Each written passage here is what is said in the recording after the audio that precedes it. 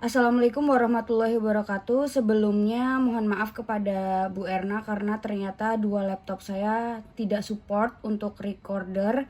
Otomatis saya menggunakan HP. Perkenalkan, nama saya Alzena Wahyu Kirana, NPM 21124063 untuk AAS Manajemen Pergudangan.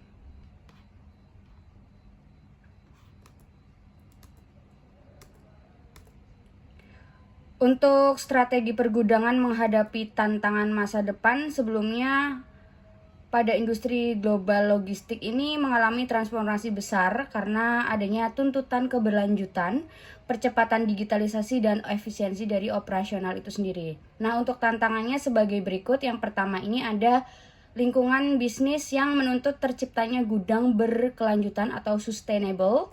Yang kedua merupakan penyimpanan barang di gudang itu tidak teratur dan banyak barang yang sudah usang.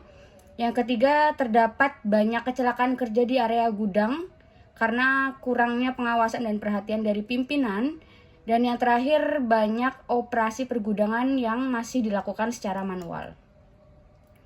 Untuk strategi perusahaan tersebut gimana? Apa cara yang bisa dilakukan oleh manajer untuk merencanakan, menganalisis, dan mengevaluasi masalah tersebut? Kita kupas. Yang pertama, untuk strategi perusahaan. Ada 4 poin. Yang pertama itu dengan melakukan digitalisasi operasional gudang.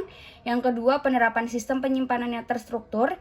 Yang ketiga, implementasi gudang ramah lingkungan. Dan yang terakhir, peningkatan keselamatan dan pengawasan kerja. Untuk yang pertama, digitalisasi operasional gudang ini ada 7. Yang pertama dengan Warehouse Management System, di mana WMS ini mengelola alur masuk penyimpanan gudang mengenai barang secara digital. Yang kedua ini dengan barcode atau QR code scanning menggunakan scanner gudang yang bersifat barcode atau real time secara sistem. Yang ketiga ini RFID, yaitu Radio Frequency Identification, di mana terdapat sistem yang otomatis dalam pelacakan menggunakan gelombang radio.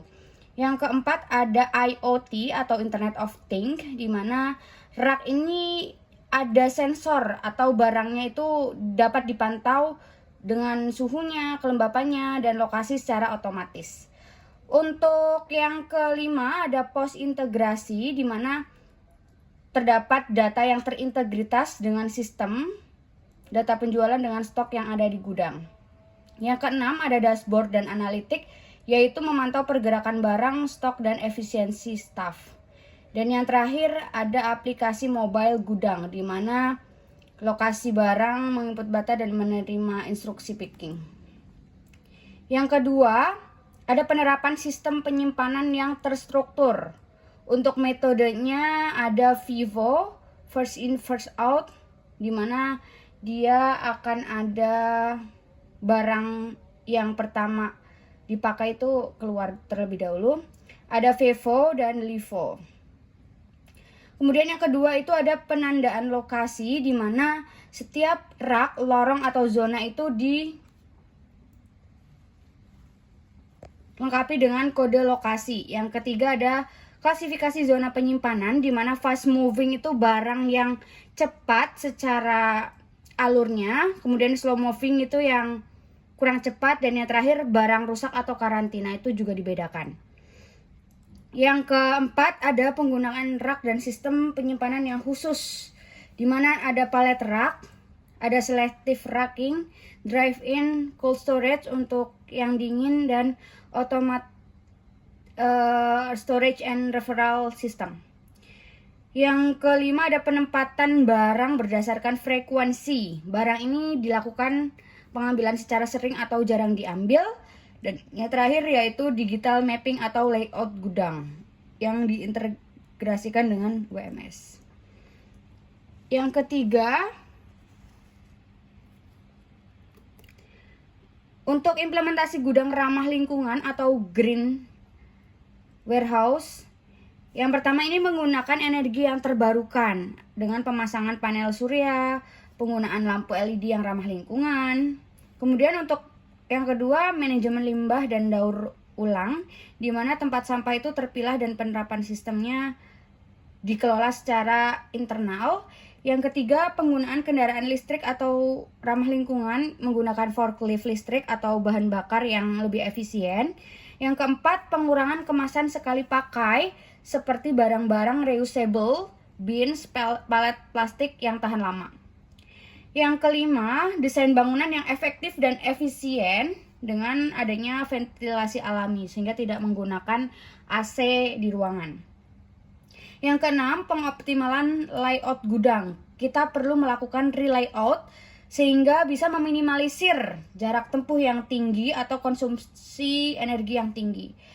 Kemudian ada pelatihan dan kesadaran karyawan. Untuk mengimplementasikan gudang yang ramah ini perlu habit yang ramah pula. Dan yang terakhir, monitoring jejak karbon dengan menghitung dan menyusun strategi berikutnya. Yang keempat, adanya peningkatan keselamatan dan pengawasan kerja. Yang bisa dilakukan yaitu dengan pelatihan kesehatan dan keselamatan kerja atau K3. Yang kedua, pengadaan rambu dan instruksi keselamatan. Yang ketiga, penyediaan dan penggunaan alat pelindung diri atau APD. Yang keempat, pengawasan melalui CCTV dan supervisor. Yang kelima, audit secara berkala. Yang keenam, sistem pelaporan dan penanganan insiden. Yang terakhir, perencanaan tata letak yang aman. Dalam permasalahan atau tantangan tadi, manajer perlu peran, di mana untuk tantangan yang pertama itu tuntutan gudang yang berkelanjutan. Perencanaannya bisa kita melakukan perancangan inisiatif hijau menggunakan panel surya atau LED dan barang-barang yang ramah lingkungan yang sudah diintegrasi digitalisasi sehingga mengurangi limbah-limbah yang kurang baik. Kemudian untuk analisisnya melakukan audit konsumsi energi dan limbah, bandingkan dengan standar gudang hijau itu bagaimana, apakah sudah mencakup kepada gudang yang ramah atau belum. Dan yang terakhir, melakukan evaluasi dengan melakukan pengukuran efisiensi emisi dan biaya listrik yang digunakan. Untuk tantangan yang kedua, penyimpanan barang tidak teratur dan banyak barang yang usang. Itu bisa melakukan perencanaan dengan plotting metode, apakah dia masuknya FIFO, FEVO atau bagaimana, sehingga membuat slotting system atau layout rak yang lebih optimal. Untuk analisisnya dengan melakukan perputaran stok dan identifikasi penyebab barang usang itu karena apa. Evaluasinya yaitu dengan melakukan keakuratan inventaris dengan menurunkan jumlah barang expired atau barang yang sudah usang tersebut. Untuk tantangan yang ketiga, kecelakaan kerja karena kurangnya pengawasan, maka perencanaannya dengan melakukan penyusunan SOP K3 dan melakukan penjadwalan pelatihan secara rutin untuk K3 tersebut, menggunakan dan menyediakan APD dan memasang CCTV yang dilakukan pemantauannya juga oleh supervisor dan manajer. Untuk analisis sendiri yaitu dengan melakukan pelaporan insiden dan pola kecelakaan yang terjadi guna meninjau kepatuhan terhadap K3. Untuk evaluasi sendiri, kita melakukan frekuensi kecelakaan, ukuran dampak terhadap produktivitas dan keselamatan dari kerja tersebut. Yang keempat atau terakhir, di mana operasi manual dan tidak efisien. Maka untuk perencanaan sendiri itu ada implementasi WMS dengan barcode, scanner, dan otomatisasi dasar. Kemudian untuk analisisnya, kita melakukan identifikasi yang rawan dan error lambat. Kemudian ada analisis waktu, proses picking, dan stock opening. Dan evaluasi terakhir yaitu melakukan keefisiensian waktu kerja, melakukan evaluasi peningkatan akurasi dan kepuasan dari pelanggan itu sendiri. Sekian dari saya, kurang lebihnya mohon maaf. Wassalamualaikum warahmatullahi wabarakatuh. Terima kasih.